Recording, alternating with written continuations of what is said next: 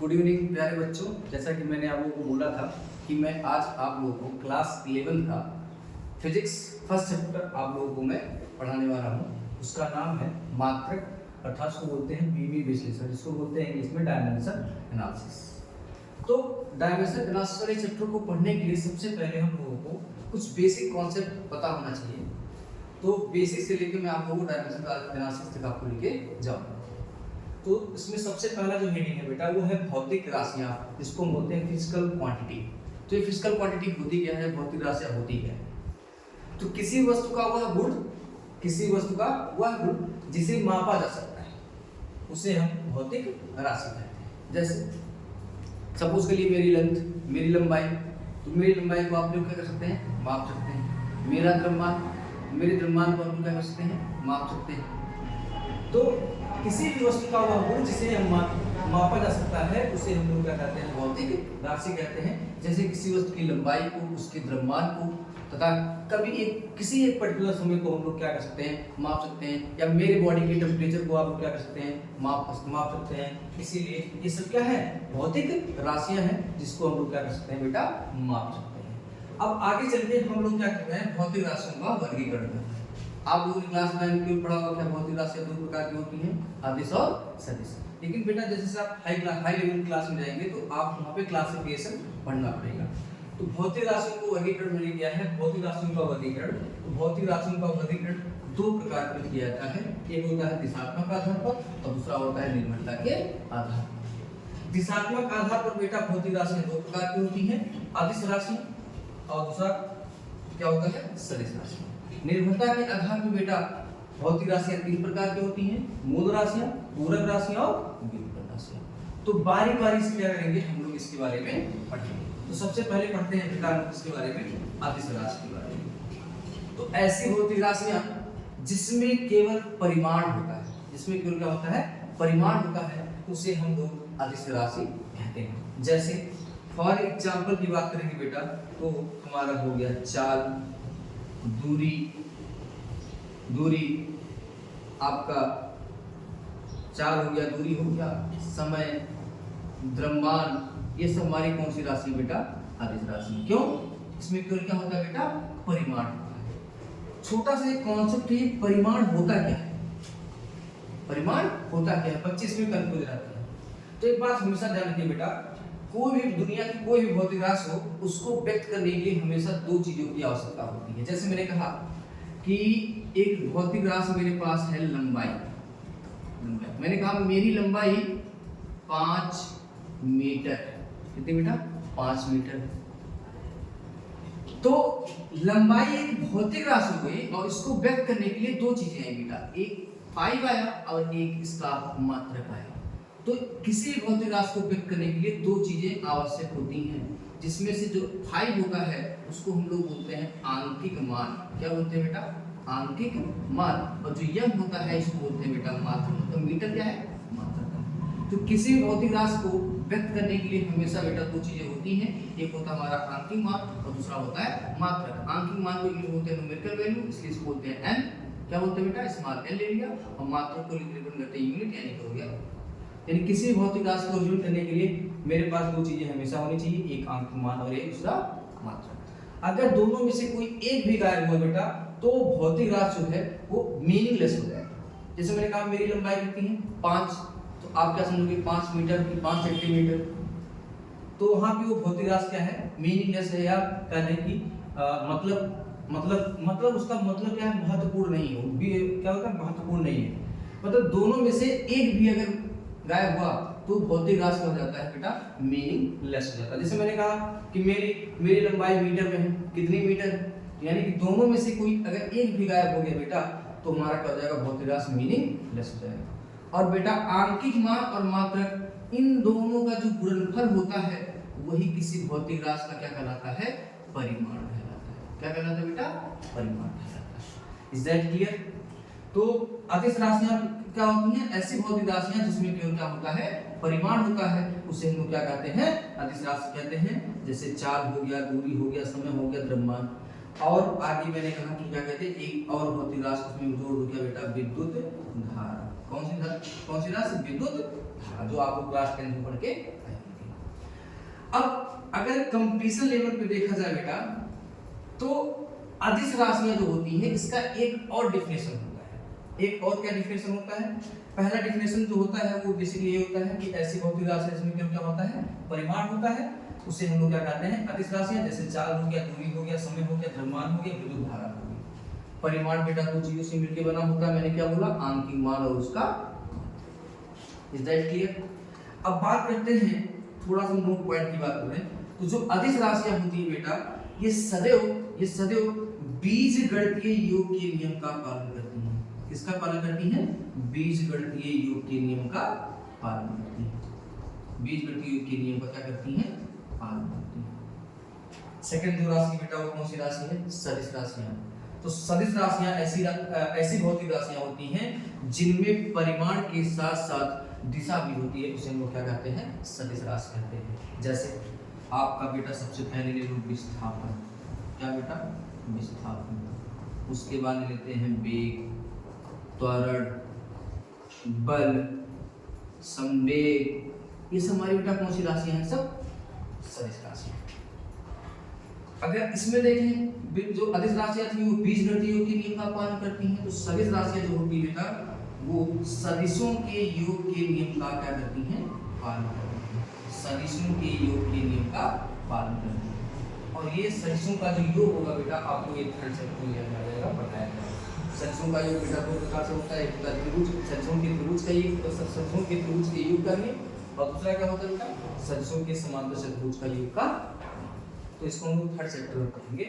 अब आता है भौतिक राशियों का जो दूसरा आधार था, क्या था? निर्भरता के आधार पे भौतिक राशियों का वर्गीकरण। तो निर्भरता के आधार पर भौतिक राशियां बेटा तीन प्रकार की होती हैं। मूल राशियां अर्थात फंडामेंटल क्वांटिटी, दूसरी बेटा होती है पूरक राशियां कॉम्प्लीमेंट्री क्वांटिटी, और थर्ड होती है बेटा व्युत्पन्न राशियां जिसे बोलते हैं डेरिवेटेड। तो आई थिंक आपको इतना समझ में आया होगा। आगे अब हम लोग मूल राशियों के बारे में थोड़ा सा बात कर लेते हैं। तो ऐसी भौतिक राशियां जो किसी अन्य भौतिक राशि पर निर्भर नहीं होती, या कह दें कि पूर्णतः क्या होती हैं? स्वतंत्र होती हैं, उन्हें हम मूल राशियां कहते हैं। फॉर एग्जांपल, मूल राशियां बेटा हमारी मुख्यतः कितनी होती हैं? 7 होती हैं, जिसमें से पहला आता है हमारा बेटा लंबाई, दूसरा होता है द्रव्यमान, तीसरा समय, चौथा ताप, ज्योति बेटा, विद्युत धारा और पदार्थ की मात्रा। अब ये सातों मूल राशियों की बेटा 7 मात्रक होते हैं, जिन्हें हम मूल मात्रक कहते हैं या एसआई मात्रक भी बोलते हैं। जैसे लंबाई का मूल मात्रक होता है मीटर, द्रव्यमान का किलोग्राम, समय का सेकंड, ताप का केल्विन, ज्योति का कैंडेला, विद्युत धारा का एम्पीयर, पदार्थ की मात्रा का। तो ये मूल राशियां होती हैं। क्यों? क्योंकि लंबाई मैंने कहा कि मेरी लंबाई 5 मीटर है, तो क्या लंबाई को रिप्रेजेंट करने के लिए या प्रदर्शित करने के लिए किसी अन्य भौतिक राशि की हमको सहायता लेनी पड़ी? ये क्या है? अपने आप में लंबाई क्या है? पूर्णतः स्वतंत्र है। इसीलिए हम उसको क्या बोलते हैं? मूल राशि बोलते हैं। और ये राशियां किसी अन्य भौतिक राशि पर निर्भर। अब अगली बात करते हैं बेटा दूसरी राशि, पूरक राशि के बारे में। वे भौतिक राशियां, अब हम बेटा बात कर रहे थे पूरक राशि के बारे में। तो वे भौतिक राशियां जो मूल राशियों को पूर्ण करती हैं, उन्हें हम पूरक राशियां अर्थात कॉम्प्लीमेंट्री क्वांटिटी कहते हैं। ये मुख्यतः दो होती हैं, समतल कोण और दूसरा होता है इसको घन कोण अथवा ठोस कोण भी बोलते हैं। समतल कोण का मतलब होता है प्लेन एंगल, और दूसरा जो ठोस कोण होता है उसको बोलते हैं सॉलिड एंगल। तो समतल कोण को मापने के लिए जो मात्रक यूज किया था बेटा उसको बोलते हैं रेडियन, और पाई रेडियन बराबर होता है बेटा कितना? 180 डिग्री, या pi by 2 radian equal to होता है 90 डिग्री। अब बात करते हैं ठोस कोण। तो ठोस कोण को मापने के लिए जो मात्रक यूज किया जाता है उसको बोलते हैं स्टेरेडियन, और 1 स्टेरेडियन बराबर होता है 4 पाई रेडियन। ठीक बेटा, आगे हम बात करने जा रहे हैं व्युत्पन्न राशि की। इसकी बात करने जा रहे हैं व्युत्पन्न राशि की। तो ऐसी भौतिक राशियां जो मूल राशियों पर निर्भर होती हैं, या ऐसी भौतिक राशियां जो मूल राशियों पर निर्भर होती हैं अर्थात मूल राशियों की सहायता से उत्पन्न होती हैं, उन्हें हम व्युत्पन्न राशि अर्थात डेरिवेटिव क्वांटिटी कहते हैं। जैसे चाल, वेग, त्वरण, बल, संवेग आदि, ये सभी भौतिक राशियां क्या है? व्युत्पन्न राशियां। सब कैसे? मैंने कहा कि चलो बेटा ठीक, आपने क्लास 9 में बचपन में पढ़ा होगा चाल बराबर क्या होता है बेटा? दूरी बटा समय। पढ़े बेटा? तो तो ये चार जो है, चार एक भौतिक राशि है जो दूरी अर्थात लंबाई नामक भौतिक राशि, लंबाई नामक मूल राशि और समय नामक मूल राशि पर क्या कर रही है बेटा, निर्भर कर रही है। इसीलिए चार हमारी कैसी राशि है बेटा, व्युत्पन्न राशि है। तो इतनी आई थिंक इतनी बातें आपको क्लियर होंगी। अब हम आने वाले हैं मेन टॉपिक पे, जो हमारा क्या है, डायमेंशन राशि अर्थात बीमीय विशेषण। इतनी बातें अगर आपको क्लियर है तो आगे हम बात करने जा रहे हैं बीमा की। किसकी बात करने जा रहे हैं, बीमा अर्थात डायमेंशन होता है। तो आप लोगों ने अभी मूल राशियों के बारे में पढ़ा है। तो मूल राशि हमारी मुख्यतः 7 होती हैं। उन 7 को दिमाग में आप फिट कर लीजिए माइंड में। उसके बाद हम आपको बताएंगे अच्छे से बीमा। तो बीमाएं या बीमा क्या होती हैं? बीमाएं वे खाते होती हैं जो भौतिक राशियों की मूल मात्रकों पर चढ़ाई अथवा लगाई जाती है, उसे हम क्या कहते हैं, बीमा। क्या कहते हैं बेटा, बीमा। और एग्जांपल जैसे मैंने कहा कि चाल। क्या बेटा, चाल। तो चाल एक भौतिक राशि है। तो भौतिक राशि की मूल मात्रक, अब इसका मूल मात्रक क्या लेंगे, SI मात्रक। मूल मात्रक मतलब चाल बराबर क्या होता है बेटा, दूरी बटा समय। और दूरी का SI मात्रक क्या होता है, मीटर। और समय का SI मात्रक क्या होता है, सेकंड। अर्थात चाल का जो मूल मात्रक होता है मीटर प्रति सेकंड। अब बेटा मीटर पर सेकंड को क्या मैं मीटर बटा सेकंड ले सकता हूँ? अगर मैं इसको पावर के रूप में लिखूं, घात के रूप में लिखूं, तो मीटर के पावर +1 और सेकंड के पावर भी +1 होगा। ये +1 पावर जब ऊपर जाएगा तो पावर क्या हो जाएगा बेटा, नेगेटिव। तो ये मीटर के पावर +1 इंटू सेकंड के पावर -1। तो ये बेटा जो +1 और ये -1 जो है, यही क्या है, चाल की क्या है, बीमा। चाल की क्या है, आगे एक और एग्जांपल दे देते हैं। जैसे मैंने कहा कि त्वरण एक भौतिक राशि है। अगर मैं इसकी मूल मात्रक की बात करूं तो मीटर पर सेकंड स्क्वायर होगा। अब देखिए यहाँ पे मीटर की पावर कितनी होगी बेटा, +1 और सेकंड की पावर कितनी होगी, -2।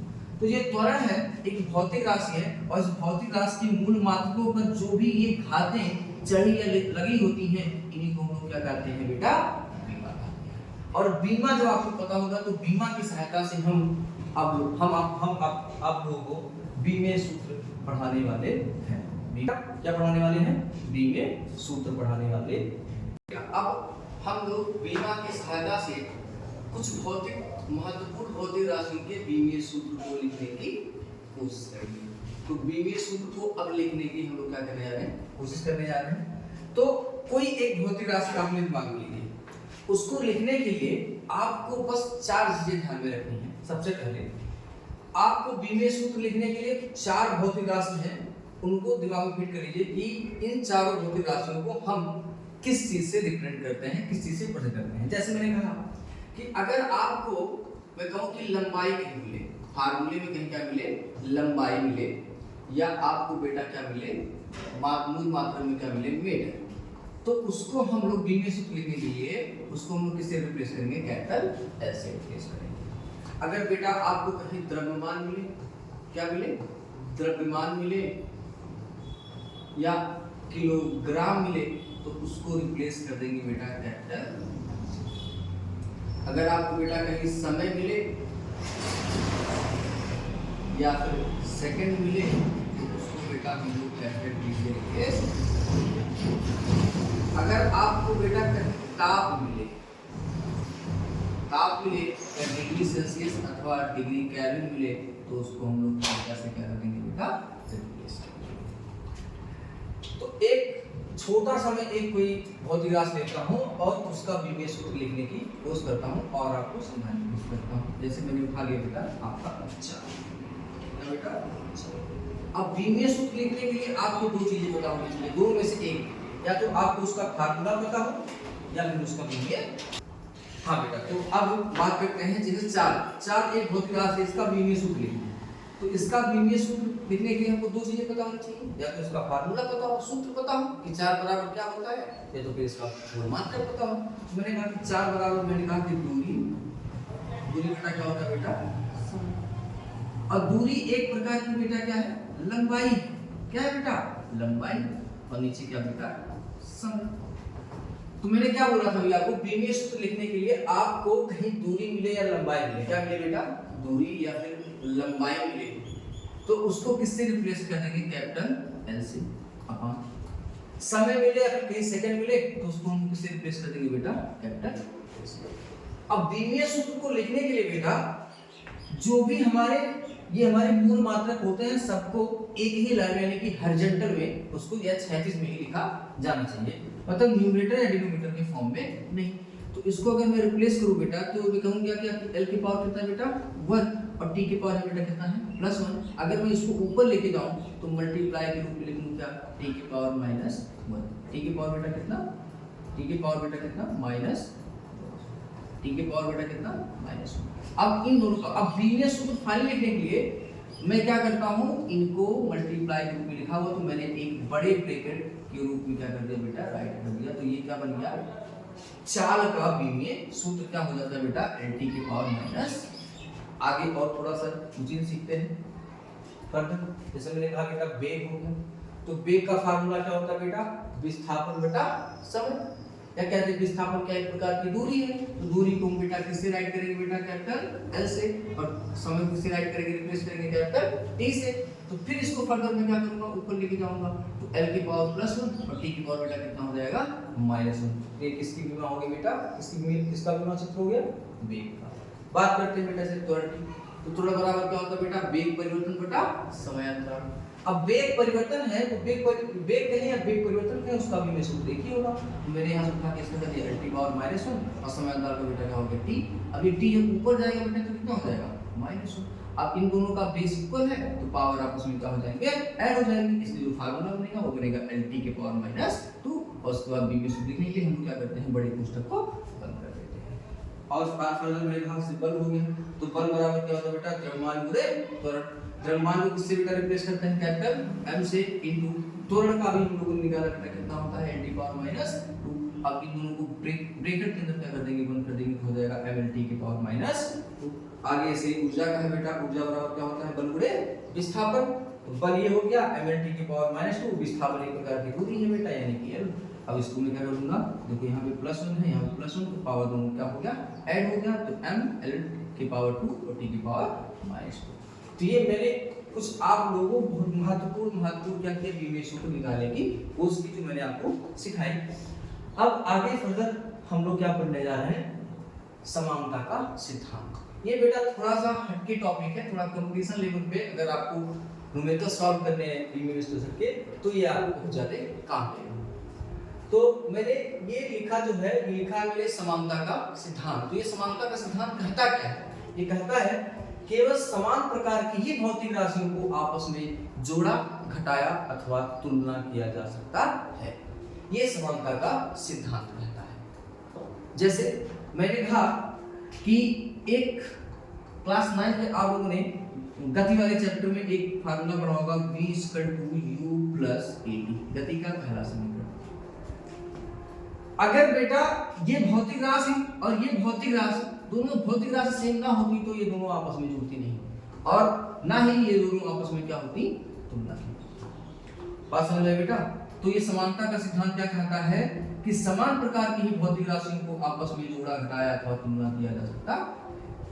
अब बेटा बीमीय सूत्र हम लोग बीमीय सूत्र पढ़े, तो अब हम ये पढ़ने जा रहे हैं कि उस बीमीय सूत्र का या बीमा का उपयोग कहाँ है। तो उसके बेटा 3 उपयोग होते हैं। सबसे पहला जो आता है एक प्रकार की मात्रक पद्धति को दूसरे प्रकार की, हाँ तो बेटा अब हम लोग बीमा के 3 उपयोग हम लोग पढ़ने वाले हैं। उसमें सबसे पहला क्या है एक प्रकार की मात्रक पद्धति को दूसरे प्रकार की मात्रक पद्धति में बदलना। दूसरा है दिए गए भौतिक समीकरण की सत्यता। हाँ बेटा सॉरी थोड़ा टेक्निकल इशू आ गया था। हाँ तो आगे फिर फर्दर क्या करते हैं बीमा के उपयोग। तो बीमा के 3 महत्वपूर्ण उपयोग है बेटा और इसी से बेस्ड आपके क्वेश्चंस पूछे जाते हैं। सबसे पहला क्या है एक प्रकार के मात्रक पद्धति को दूसरे प्रकार के मात्रक पद्धति में बदलना, और सेकंड क्या है बेटा दिए गए भौतिक समीकरण की सत्यता की जांच करना, और थर्ड क्या है बेटा विभिन्न भौतिक राशियों के बीच संबंध स्थापित करना। तो आपके जो कंपटीशंस के एग्जाम्स हैं वो बेसिकली बेटा या तो इस पे आएंगे और या तो इस पे आएंगे, और सबसे जो इम्पोर्टेंट है कंपटीशन लेवल में वो आपका यही है जिसको बोलते हैं समानता का सिद्धांत, अर्थात बोलते हैं इसको हम लोग होमोजेनियस प्रिंसिपल। बट आपके बोर्ड के एग्जाम में या फिर बात करें कि स्कूल लेवल एकेडमिक लेवल पे, तो एकेडमिक लेवल पे कैसे तीनों का कैसे उपयोग है, कैसे क्वेश्चन पूछे जाते हैं, तो उसका एक मैं छोटा छोटा सा क्वेश्चन ले रहा हूँ। जैसे सबसे फर्स्ट वाला जो है बेटा वो क्या है, एक पद्धति की मात्रक को दूसरी पद्धति की मात्रक में बदलो। जैसे मैंने कहा कि आप क्या करो, क्वेश्चन नंबर फर्स्ट है, तो पहला जो उपयोग है इसका कि एक पद्धति के मात्रक को दूसरी पद्धति के मात्रक में बदलना। तो उसमें मैंने एक एग्जांपल लिया क्वेश्चन नंबर फर्स्ट। मैंने कहा कि आप लिख लीजिए, मैंने कहा कि एक न्यूटन को, किसको बेटा, एक न्यूटन को डाइन में बदलिए। किसमें बदलिए, डाइन में बदलिए। ठीक बेटा, आपको क्या करना है, एक न्यूटन को क्या करना है, डाइन में बदलना है।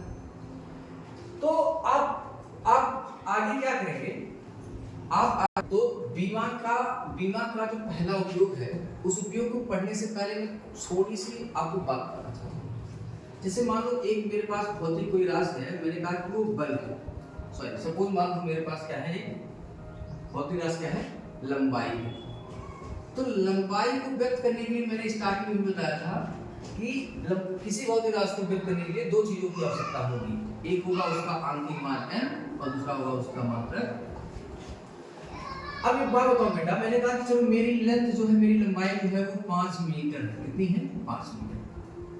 तो क्या अगर मैं इसको बोलूं क्या कि अगर मैं कहूं कि इसको 5 इंटू क्या कर दूं, 1 मीटर कर दूं, that is equal to 5 into बेटा कितना कर दूं, 100 सेंटीमीटर। क्यों, क्योंकि 1 मीटर बेटा कितना होता है, 100 सेंटीमीटर, अर्थात 500 सेंटीमीटर।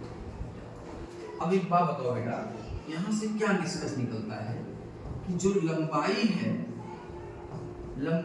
वो 5 मीटर में कहूं या 500 सेंटीमीटर कहूं, दोनों का अर्थ एक ही होगा। अब यहाँ पे लंबाई एक भौतिक राशि हो गई, इसको व्यक्त करने के लिए दो प्रकार के हमारे क्या आ गए बेटा, मात्रक पद्धति आ गए। कितने प्रकार के, दो। एक हमारा बेटा हो गया ये SI और ये हो गया बेटा CGS। ये कौन सा पद्धति है बेटा, MKS पद्धति कहते हैं इसको। कौन सा, MKS सिस्टम या MKS पद्धति कहते हैं। और जो सेकंड वाला बेटा इसको बोलते हैं CGS। क्या बोलते हैं बेटा, CGS। आगे अब बात करते हैं हम लोग। तो मैंने कहा कि लंबाई एक भौतिक राशि है, जिसको व्यक्त करने के लिए दो प्रकार के हमारे मात्रक पद्धति है। कौन सा, एक आ गया मान लो MKS आ गया और एक क्या आ गया बेटा CGS। अगर बेटा मैं इन दोनों को मैं ऐसे लिखूं कि 5 मीटर इक्वल टू 500 सेंटीमीटर, तो बेटा ये जो है ये क्या है, इसको मैंने कहा कि ये N1 है और ये क्या हो जाएगा बेटा U1, यहाँ पे क्या हो जाएगा ये N2 और ये क्या हो जाएगा बेटा। और ये दोनों बेटा किसी क्या करते हैं, किसी भी भौतिक राशि, कोई भी एक भौतिक राशि है, भौतिक राशि मान कोई भी दुनिया का कोई भौतिक राशि, मैंने कहा कि वो x क्या है बेटा, x। तो x को यानी किसी एक भौतिक राशि को व्यक्त करने के लिए क्या रिलेशन आता है, N1 U1 N2 U2। यहाँ से क्या रिलेशन निकलता है, आप खुद देख लीजिए कि यदि आंकिक मान बढ़ता है तो जो उसका मात्रक होता है वो बेटा क्या हो जाता है, घट जाता है। तो जब आंकिक मान बढ़ता है तो मात्रक क्या हो जाएगा बेटा, छोटा हो जाएगा, घट जाएगा। या फिर अगर आंकिक मान घटता है तो मात्रक उसका क्या हो जाता है, बढ़ जाता है। अर्थात आंकिक मान और उसके मात्रक में हमेशा समानुपाती का संबंध होता है। अब इसी को बेस्ड मान के बेटा हम इसी कॉन्सेप्ट को यानी कि N1 U1 N2 U2 का जो ये सूत्र है, इसी सूत्र की सहायता से हम लोग क्या करने वाले हैं, बीमा के जो उपयोग का पहला कॉन्सेप्ट है कि एक पद्धति के मात्रक को दूसरे पद्धति के मात्रक में बदलना, उसी को हम लोग क्या करने जा रहे हैं, हल करने जा रहे हैं। जैसे मैंने कहा कि एक न्यूटन को क्या करिए, टाइम में बदल। तो जो ये बेटा न्यूटन है ये SI पद्धति का मात्रक है और ये जो डाइन है ये CGS पद्धति का मात्रक है। तो SI कहते हैं या कहते हैं MKS। तो एक पद्धति के मात्रक को दूसरी पद्धति के मात्रक में क्या करना है, बदलना है। किसको, अब हम लोग जानते हैं कि जो न्यूटन है, ये जो डाइन है, वो किस भौतिक राशि का मात्रक होता है, तो बेटा किसका होता है, बल का। तो आपने क्या लिखा कि बल जो है भौतिक राशि है, इसको कैसे प्रिंट करते हैं बेटा, N1 U1 N2 U2 से। अब मैंने कहा कि N1 U1 जो है वो एक पद्धति का मात्रक है और N2 U2 जो है वो दूसरी पद्धति का मात्रक है। तो मैंने कहा कि जो पहले पद्धति का मात्रक मैंने कहा कि इसका न्यूमेरिकल वैल्यू कितना दिया बेटा, 1 लिखा 1 इनटू U1। अब U1 पे क्या लिखेंगे बेटा, जो भी भौतिक राशि रहेगा उसका बीमीय सूत्र इधर भी लिखेंगे, और n2 हमको क्या करना है, फाइंड करना है। u2 जब क्या लिखेंगे, उसी भौतिक राशि का बीमीय सूत्र लिखेंगे। अब एक साइड में आप क्या करेंगे, जो बीमीय सूत्र लिखेंगे जिस भौतिक राशि का बीमीय सूत्र, उसको 1 मान लेंगे, और दूसरे साइड में जो लिखेंगे उसको क्या मान लेंगे बेटा, 2 मान लेंगे। क्या मानेंगे बेटा, अब बल का मैंने कहा कि ml t के पावर माइनस 2 उसका पहला बीमीय सूत्र होता है, तो mk से SI वाले को मैंने 1 मान लिया, और जो सीरीज वाला था मैंने क्या मान लिया, वो m22 मान लिया। अब हमको क्या बात करना है, क्या फाइंड करना है बेटा, n2 वैल्यू फाइंड करना है। तो अब n2 इक्वल टू क्या होगा, देखिए मल्टी यहाँ पे क्या है, इसको लिखा, ये मल्टीप्लाई करने पे क्या हो जाएगा, डिवाइड 1 का मल्टीप्लाई करने पे बेटा हमारा ये आएगा क्या, m1 l1 t के पावर माइनस 2 ब्रैकेट पर, और ये वाला नीचे आ जाएगा। ये m1 और m2 क्या रिप्रेजेंट करते हैं, जो m1 है ये m1 ये एमकेएस पद्धति में द्रव्यमान को क्या कर रहा है, प्रदर्शित कर रहा है। जो L1 है वो एसआई पद्धति या एमकेएस पद्धति में लेंथ या लंबाई को रिप्रेजेंट कर रहा है, और जो T1 है वो एमकेएस अथवा एसआई पद्धति में समय को क्या कर रहा है, रिप्रेजेंट कर रहा है। ऐसे ही जो ये M2 है ये सीजीएस पद्धति में द्रव्यमान को रिप्रेजेंट कर रहा है, जो L2 है ये लंबाई को रिप्रेजेंट कर रहा है, और जो T2 है ये समय को रिप्रेजेंट कर रहा है। तो मैंने कहा कि M1 को रिप्लेस कर दो किससे, एसआई पद्धति का जो इसका मात्रक होता है, तो द्रव्यमान का एसआई पद्धति मात्रक क्या होता है बेटा, लीजिए m2, तो m2 को मैंने कहा कि इसका सीरीज पद्धति का मात्रक है, तो इस पद्धति में द्रव्यमान का मात्रक क्या होता है बेटा, ग्राम होता है। अब बात करते हैं L1 की, तो L1 क्या होता है बेटा, L1 क्या है, एसआई पद्धति में लंबाई का क्या है बेटा, मात्रक है। L2 क्या बेटा, L2 क्या है, सीरीज पद्धति में लंबाई का मात्रक है। तो एसआई पद्धति में लंबाई का मात्रक मीटर, और सीरीज पद्धति में लंबाई का मात्रक सेंटीमीटर। अब चाहे ऐसा मैं एसआई बात करूं चाहे सीरीज की बात करूं, दोनों पद्धति में समय का जो मात्रक होता है बेटा क्या होता है, सेकंड होता है। अब जो इनकी पावर थी मैंने पावर को लिख दिया, तो किलोग्राम की पावर यहाँ पे कुछ नहीं था तो 1 था, यहाँ पे कुछ नहीं था तो 1 था, यहाँ पे कुछ नहीं था तो 1 था, यहाँ पे कुछ नहीं था तो 1 था। इस समय का जो एसआई मात्रक होता है सेकंड, तो यहाँ की पावर कितना हो जाएगा बेटा, -2, और यहाँ पे क्या हो जाएगा, -2।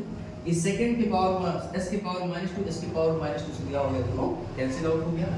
अब उसके बेटा अब हम क्या करेंगे, जो बड़ा वाला मात्रक होगा उसको छोटे वाले में क्या करेंगे, कन्वर्ट करेंगे। जैसे यहाँ पे देखिए किलोग्राम में ग्राम में कौन बड़ा है, तो किलोग्राम बड़ा है, तो किलोग्राम को मैंने किस में कर दिया, ग्राम में। तो 1 किलोग्राम बेटा कितना, 1000 ग्राम, यहाँ ग्राम में रहने दो। मीटर को बेटा देखिए मीटर सेंटीमीटर में कौन बड़ा है बेटा, सेंटीमीटर मीटर बड़ा है, तो मीटर को मेरे उससे छोटे वाले में क्या कर लिया, कन्वर्ट कर लिया सेंटीमीटर। 1 मीटर बराबर 100 सेंटीमीटर, फिर सेंटीमीटर से सेंटीमीटर बेटा क्या हो गया, कट गया, ग्राम से ग्राम क्या हो गया बेटा, कैंसिल आउट हो गया। तो बचा क्या बेटा 1000, और 1000 को मैं क्या लिखता हूँ 10 की पावर 3 इंटू 100 बचा, तो 100 को क्या लिखता हूँ 10 की पावर 2। अब बेस इक्वल है बेटा, तो पावर आपस में क्या हो जाएंगे, ऐड हो जाएंगे, तो आएगा कितना बेटा, n2 वैल्यू 10 की पावर 5, अर्थात n2 वैल्यू हम लोगों ने कितना फाइंड बेटा, 10 की पावर 5। अब एक बात बताओ, तो जब ये हमारा क्या था, 1 न्यूटन था एसआई पद्धति में, और इसको किसमें बदलना था, डाइन में। तो बेटा देखिए ये जो था किसमें बदल गया, डाइन में 1 यूनिट की वैल्यू कितनी आ गई, 10 की पावर 5। ये हमारा जो था ये पहला क्वेश्चन था, किसका, पहला उपयोग था किसका, बीमा का पहला उपयोग, एक पद्धति के मात्रक को दूसरी पद्धति के मात्रक में बदलना। अब हम लोग दूसरा क्वेश्चन करने की कोशिश करते हैं, चलिए आगे चलते हैं। जैसे मैंने कहा बेटा नेक्स्ट 1 जून को बेटा 1 जून को अर्घ में बदल। अब आपको ये पता होना चाहिए कि जो जूल होता है वो एसआई मात्रक होता है, और जो अर्घ होता है वो सीजीएस पद्धति का मात्रक होता है। क्लास 9 में आप लोगों ने पढ़ा होगा। चलिए ठीक है, फिर वही क्या करेंगे बेटा, तो जूल किसका मात्रक है, ऊर्जा का मात्रक है। किसका मात्रक है, ऊर्जा का मात्रक है। तो आप लोग क्या लिखेंगे, ऊर्जा बराबर क्या बेटा, ऊर्जा बराबर, ऊर्जा का क्या कैसे लिखेंगे, किसी भौतिक राशि को लिखने के लिए n1u1 बराबर n2 u2 से। तो बेटा मैंने क्या कहा कि ऊर्जा का विमेय सूत्र लिख लो। तो मैंने कहा ठीक है, ऊर्जा का विमेय सूत्र यहाँ से n1 की वैल्यू क्या रखेंगे बेटा 1, और जो u1 होगा उसके क्या रखेंगे ऊर्जा का विमेय सूत्र।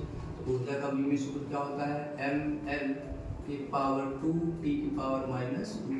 अब चूंकि जो ये इधर वाला है u1 है वो एसआई पद्धति का मात्रक है, तो मैंने कहा इसको 1 से रिप्रेजेंट करो। इसकल टू n2 हमको बेटा फाइंड करना है, इनटू मैंने क्या कहा कि वही विमेय सूत्र ml की पावर 2 t की पावर बेटा -2। अब फिर इसमें ये सीरीज वाला है तो यहाँ पे क्या कर दो 2 बढ़ा दो बेटा। फिर वही बात क्या करेंगे n2 को एक साइड करेंगे इसको। अब हम लोग क्या करेंगे n2 बराबर m1 और m2 के नीचे m के नीचे m को l के नीचे l को नीचे करो तो l वाला मान कितना हो गया l2 हो गया। पावर बेटा देखिए यहाँ पे 2 है यहाँ पे 2 तो होल पावर 2 हो जाता है इनटू t1 बेटा अपान t2 का होल पावर बेटा देखिए यहाँ -2 तो पूरी पावर कितना हो गया बेटा -2। फिर वही आगे वही पुरानी बात कि पहले पद्धति में यानी कि पहला पद्धति कौन सा है एसआई पद्धति। तो एसआई पद्धति में द्रव्यमान m क्या है द्रव्यमान है। द्रव्यमान का मात्रक क्या होता है बेटा किलोग्राम अपान m2 क्या बेटा m2 क्या है सीरीज पद्धति में द्रव्यमान का मात्रक बेटा क्या हो गया ग्राम इनटू l1 क्या है पहले पद्धति में लंबाई का मात्रक बेटा क्या हो गया मीटर और नीचे बेटा सीरीज पद्धति में लंबाई मात्रक सेंटीमीटर। इसकी पावर बेटा कितना 2 इनटू फिर वही बात समय की समय हो गया बेटा सेकंड ये भी हो गया सेकंड तो होल पावर बेटा कितना -2।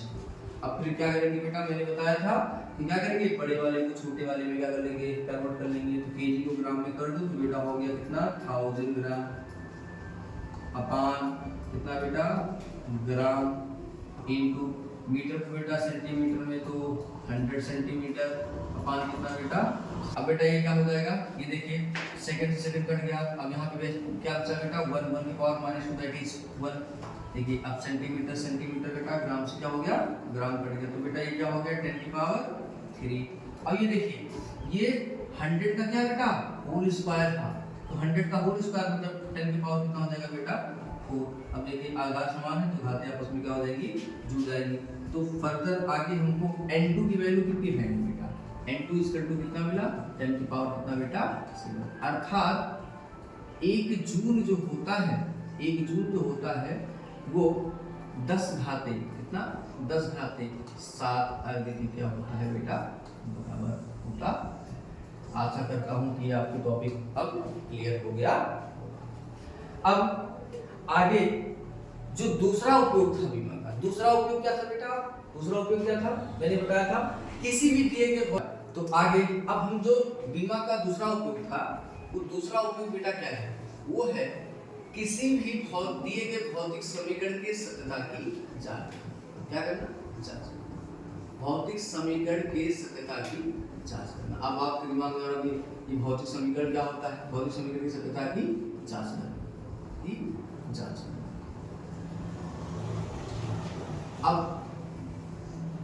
अब तो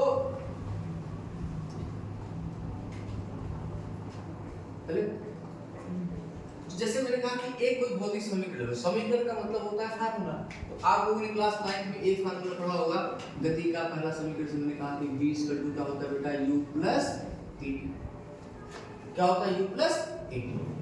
अब मुझे अगर इसको चेक करना है कि ये दिया गया फार्मूला सही है कि नहीं तो बेटा अब अगर मुझे ये चेक करना है कि ये दिया गया भौतिक समीकरण सत्य है कि नहीं तो आप कुछ मत करिए आप दोनों पक्षों की बीमा लिखिए और दोनों पक्षों की बीमा लिखने के बाद आप मेरा एक सिद्धांत जो बताया था अभी समानता का सिद्धांत तो उस समानता के सिद्धांत से हर पद को उठा के एक इस पद को उठा के इससे तुलना करिए और इस पद से उठा के इसकी तुलना कीजिए। अगर दोनों का विमेय सूत्र क्या होता है समान होता है बेटा तो हमारा दिया गया भौतिक समीकरण सत्य है अथवा अगर दोनों पक्षों की बीमा समान नहीं है बेटा तो हमारा दिया गया भौतिक समीकरण असत्य है। तो चलिए मैंने कहा बाएं पक्ष की बीमा लिखिए तो लेफ्ट हैंड साइड की बीमा क्या है बेटा तो लेफ्ट हैंड साइड में उठाया और लेफ्ट हैंड साइड में बेटा क्या है केवल v है। v का मतलब बेटा क्या होता है अंतिम वेग और वेग का विमेय सूत्र मैंने बताया था बेटा क्या होता है lt के पावर माइनस। चलिए बेटा तो हमको लेफ्ट हैंड साइड मिल गया। अब बात करते हैं राइट हैंड साइड तो राइट हैंड साइड में बेटा देखिए राइट हैंड साइड में क्या है u प्लस at बेटा u क्या है जहाँ u क्या है प्रारंभिक वेग और प्रारंभिक वेग का विमेय सूत्र है वेग ये भी वो भी तो एक प्रकार का वेग है यानी कि lt के पावर माइनस कितना -1 प्लस a क्या है बेटा एक्सीलरेशन था त्वरण और त्वरण का विमेय सूत्र होता है lt के पावर -2। अब देखिए यहाँ पे जो त्वरण है वो समय के साथ में किस में मल्टीप्लाई में यानी कि t के पावर प्लस। अब देखिए अगर मैं इसको अंदर लेके जाऊंगा तो यहाँ पे देखिए दोनों का आधार समान है तो घातें आपस में जुड़ती हैं घट जाती हैं। यहाँ पे कितना हो जाएगा l t के पावर -1 और प्लस कितना हो जाएगा बेटा l t के पावर माइनस सॉरी माइनस, अब देखिए बेटा अगर एक एल टी की पावर माइनस वन, एक एल टी की पावर माइनस वन यानी कि 2 LT की पावर माइनस, यहाँ 2 हमारा क्या है कांस्टेंट है, 2 हमारा क्या बेटा कांस्टेंट, 2 हमारा। चलिए अब बेटा देखिए फर्क, तो यहाँ पे क्या मिला कांस्टेंट, तो कांस्टेंट कोई मतलब है नहीं, तो आरएचएस का जो बी में सूत्र मिला वो क्या मिला एलटी की पावर माइनस 1। तो आप ध्यान से देखिए जो लेफ्ट हैंड साइड है और जो राइट हैंड साइड है, इन दोनों साइड में हमारा जो बी में सूत्र आया है वो सेम ही आया, कितना एलटी की पावर माइनस 1, और यहाँ भी आया है एलटी की पावर माइनस 1, अर्थात जो दिया गया भौतिक समीकरण b बराबर u प्लस at, ये क्या है सत्य है, ये क्या है सत्य है। एक फर्दर और आगे चेक कर लेते हैं, एक क्वेश्चन और कर लेते हैं ताकि आपका डाउट क्या हो जाए बेटा क्लियर हो जाए, क्या हो जाए क्लियर हो जाए। जैसे आप लोगों ने ये पढ़ा होगा ना क्लास 9 में F equal to m into a, क्या बेटा F बराबर m इनटू a, बल बराबर द्रव्यमान गुणे त्वरण, बल बराबर द्रव्यमान गुणे बल।